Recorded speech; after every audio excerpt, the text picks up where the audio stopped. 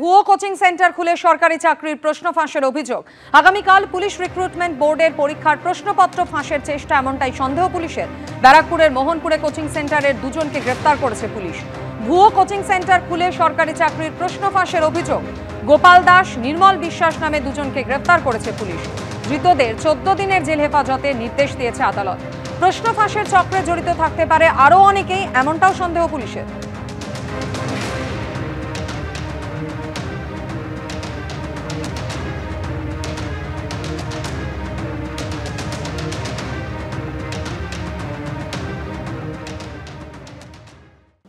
চোখ রাখবো পরের খবরে। ভোটার তালিকার বিশেষ সংশোধন শুরুর মুখে রাজ্যের মুখ্য নির্বাচনী আধিকারিককে দুর্নীতিগ্রস্ত বলে কড়া আক্রমণ শানিয়েছেন মুখ্যমন্ত্রী। পাল্টা জবাব দিতে গিয়ে মুখ্যমন্ত্রীর দফতরের সঙ্গে যুক্ত সরকারি কর্তাদের বিরুদ্ধে দুর্নীতির অভিযোগ ফাঁস করার হুঁশিয়ারি দিলেন বিরোধী দলনেতা। এখানে যিনি সিইও স্টেটের থেকে যিনি গেছেন, যিনি যার বিরুদ্ধে অনেক কিছু অভিযোগ আছে, আপনার যে পারিষদ বর্গ আছে যাদের মধ্যে অধিকাংশই টেন্টেড। ভোটের আগে দুর্নীতি যুদ্ধ, কে কত বড় দুর্নীতি পরায়ণ তা নিয়েই লড়াই। রাজ্যের মুখ্য নির্বাচনী আধিকারিকের বিরুদ্ধে বিস্ফোরক অভিযোগ করেছিলেন মমতা বন্দ্যোপাধ্যায়। এখানে যিনি সিইও স্টেটের থেকে যিনি গেছেন, যিনি যার বিরুদ্ধে অনেক কিছু অভিযোগ আছে, যিনি নিজে নানা অভিযোগে দুর্নীতিগ্রস্ত। পাল্টা মুখ্যমন্ত্রীর ঘনিষ্ঠদের একাংশের দিকে আঙুল তুললেন শুভেন্দু অধিকারী। আপনার ধারে পাশে যারা আছে, মেট্রো ডেয়ারি স্ক্যাম, ভাইপো এবং জালান, গৌতম সান্যাল দ্বিবেদী, গোপালিকা রাজেশ সিনহা, এদের ইনভলভমেন্টের সব ডকুমেন্ট প্রত্যেকটি মানুষের হাতে হাতে আছে।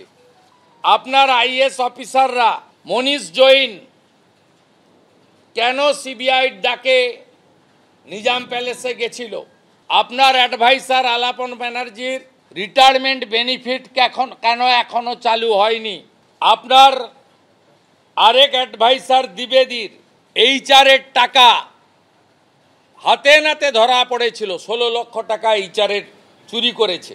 আপনাদের হাতেই তো সিবিআই, আপনাদের হাতেই তো ইডি, তা আপনারা সেখানে বলুন। এইসব কাল্পনিক গল্পগুলো যে ছাড়ছেন, আপনারা বলছেন অমুক দুর্নীতি তমুক দুর্নীতি, আরে ভাই তদন্ত করছে কে? সিবিআই। কার সিবিআই? বিজেপির।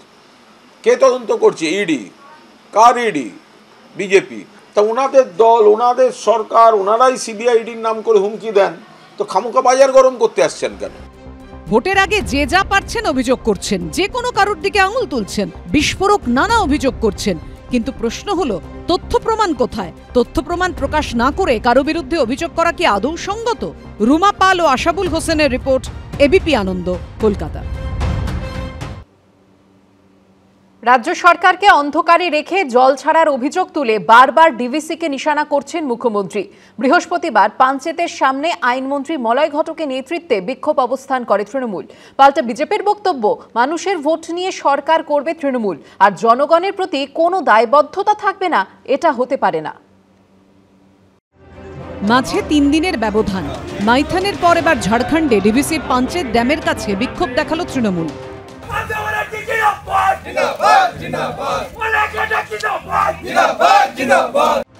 কখনো টানা ঘণ্টা 5 বৃষ্টিতে পুজোর মুখে কলকাতা ডুবে যাওয়া, কখনো দক্ষিণবঙ্গের বিভিন্ন জেলায় বন্যা পরিস্থিতি তৈরি হওয়া। বারবার মুখ্যমন্ত্রীর নিশানায় ডিভিসি। ডিভিসি তো ইচ্ছে মতো জল ছাড়ছে, পুরোটা নিজেদের খালি করে দিয়ে। উল্টো দিকে বারবার মুখ্যমন্ত্রীর তোলা অভিযোগ খারিজ করে দিয়েছে ডিভিসি। সূত্রের খবর, বর্তমানে ডিভিসির যে বোর্ড রয়েছে সেখানে পশ্চিমবঙ্গের তরফে রয়েছেন রাজ্যের বিদ্যুৎ সচিব শান্তনু বসু। অন্যদিকে 8 সদস্যের Damodar valley river regulatory committee বা ডিভিআরআরসিতে রাজ্য সেচ দপ্তরের চিফ ইঞ্জিনিয়ার রয়েছেন। ডিভিসির তরফে দাবি, জল ছাড়ার 12 ঘন্টা আগে জলাধারের পরিস্থিতির বিস্তারিত তথ্য দিয়ে তারপর জল ছাড়ার প্রক্রিয়া শুরু হয়। कोई भी रिलीज में चेंज होता है, बढ़ना या घटना, वो सारे मैसेज हम लोगों का कॉमन एक ईमेल है जिसमें हम वो उनको कम्युनिकेट करता है। तो हम लोग का एक व्हाट्सएप ग्रुप भी है। उस व्हाट्सएप ग्रुप में वो हम लोग हमारे साथ चैट में डिस्कशन में इन्वॉल्व होते हैं कि आप इतना पानी छोड़ रहे हैं, कब छोड़ रहे हैं, क्यों छोड़ रहे हैं, नहीं छोड़ना चाहिए, छोड़ना चाहिए। কিন্তু এরপরও ডিভিসির ওপর ক্রমশ চাপ বাড়াচ্ছে তৃণমূল। শুক্রবার আইনমন্ত্রী মলয় ঘটকের নেতৃত্বে ঝাড়খণ্ডে পাঞ্চেত বাঁধের কাছে ডিভিসির অফিসের কাছে বিক্ষোভ দেখায় তৃণমূল। ডিভিসির যে বাঁধ আজকে তাই পশ্চিমবঙ্গের মানুষের কাছে ত্রাসে পরিণত হয়েছে।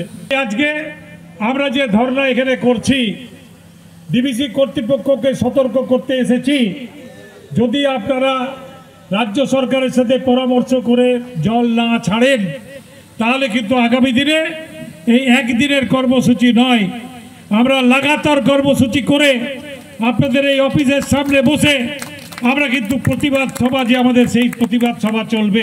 এর আগে চলতি সপ্তাহে সোমবার মাইথানে আইনমন্ত্রী মলয় ঘটকের নেতৃত্বে ডিভিসির দপ্তরের সামনে প্রায় 3 ঘন্টা বিক্ষোভ অবস্থান করে তৃণমূল। তারপর এদিন বিক্ষোভ হলো ঝাড়খণ্ডের পাঞ্চেতে। বাংলার মানুষ আপনাকে ভোট দিয়ে আপনাকে সরকার গঠন করতে সাহায্য করছে, আর বাংলার মানুষ জলে ভেসে যাবে, ম্যানহোলে পড়ে যাবে, ফ্লাডে ত্রাণ পাবে না, এটা তো চলতে পারে না। যে কোনো এক সরকার আসবে তাকে অ্যাকাউন্টেবল হতে হবে। প্রতি বর্ষায় ডিভিসির ছাড়া জলে প্লাবিত হয় দক্ষিণবঙ্গের একটা বিস্তীর্ণ অংশ। তারপরই জল ছাড়া নিয়ে ডিভিসির সঙ্গে সংঘাত শুরু হয়ে যায় রাজ্য সরকারের। ওদিকে ব্যারাজের লকগেট খোলে, আর এদিকে আটকানো যায় না দুপক্ষের বাগযুদ্ধের লকগেটকে। গত বছরে এই সংঘাত চরমে উঠেছিল।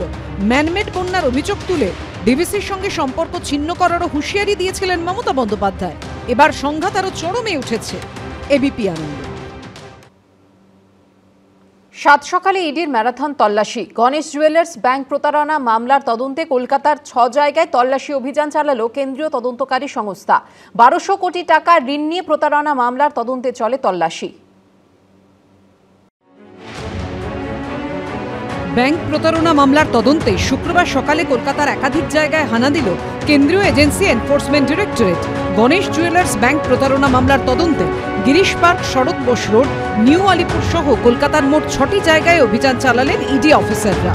গণেশ জুয়েলার্সের নামে শেল কোম্পানি খুলে কোটি কোটি টাকার প্রতারণার অভিযোগ রয়েছে। 25টি ব্যাংক থেকে মোট 1200 কোটি টাকা ঋণ নেওয়া হয় বলে অভিযোগ। এদিন গিরিশ পার্কের সরকার লেনে গণেশ জুয়েলার্সের চার্টার্ড অ্যাকাউন্টেন্ট বিশাল পাতোদিয়ার বাড়িতে হানা দেন ইডি আধিকারিকরা। আমরা যেখানে এই মুহূর্তে রয়েছি গিরিশবাগ থানা এলাকার 8 সরকার লেন, ঠিক সেখানের 2nd ফ্লোরের একটি আবাসনের ফ্ল্যাটে এই মুহূর্তে কিন্তু অভিযান চালাচ্ছে এনফোর্সমেন্ট ডাইরেক্টরেটের আধিকারিকেরা। বিশাল পাটোডিয়া নাম, যিনি একজন চার্টার্ড অ্যাকাউন্টেন্ট এবং স্টক ব্রোকিং এরও যিনি কাজ করেন, তার বাড়িতে এই মুহূর্তে কিন্তু এনফোর্সমেন্ট ডাইরেক্টরেটের যারা আধিকারিক রয়েছেন তারা এই মুহূর্তে এখানে তল্লাশি অভিযান চালাচ্ছেন। যিনি অভিযুক্ত মূলত তিনি এই মুহূর্তে বাড়ির ভেতরেই রয়েছেন। কিছুক্ষণ আগে গিরিশবাগ থানার অফিসাররা তারাও এখানে আসেন এবং যাবতীয় নথিপত্র সবটাই কিন্তু খতিয়ে হচ্ছে। ব্যাংক থেকে ঋণ নিয়ে কি কোনো বেনামি সম্পত্তি কেনা হয়েছিল? আরো কোনো কোম্পানি মারফত কি 9-6 হয়েছে টাকা? সব দিকে তদন্ত করে দেখছে ইডি। এদিন শরৎ বোস রোডেও তল্লাশি অভিযান চালালেন ইডি আধিকারিকরা। বৃহস্পতিবার সকালে 85 শরৎ বোস রোডের জ্যোতিবিহার আবাসনে পৌঁছে যান তারা। ভবানীপুর থানা এলাকার এই আবাসনেরই 3 তলায় থাকেন চার্টার্ড অ্যাকাউন্টেন্ট আদিত্য ধানুকা। গণেশ জুয়েলার্সের বিরুদ্ধে ব্যাংক প্রতারণা মামলায় এখানেও তল্লাশি চালায় ইডি। আমি যেখানে রয়েছি সেটা ভবানীপুর থানা এলাকার শরৎ বোস রোড, আর এই শরৎ বোস রোডেই জ্যোতি বিহার নামে এই আবাসন। 85A শরৎ বোস রোডের ঠিকানা। আর এই জ্যোতি বিহারের 3 তলাতেই থাকেন আদিত্য ধানুকা নামে একজন চার্টার্ড অ্যাকাউন্টেন্ট, এবং সেই চার্টার্ড অ্যাকাউন্টেন্টের ঘরেই ইডি আধিকারিকরা তল্লাশি অভিযান চালাচ্ছেন। এই দিনই নিউ আলিপুরের একটি ঠিকানাতেও হানা দেয় এনফোর্সমেন্ট ডিরেক্টরেট। সুকান্ত মুখোপাধ্যায়, ব্রতদীপ ভট্টাচার্য, প্রকাশ সিনহার রিপোর্ট, এবিপি আনন্দ।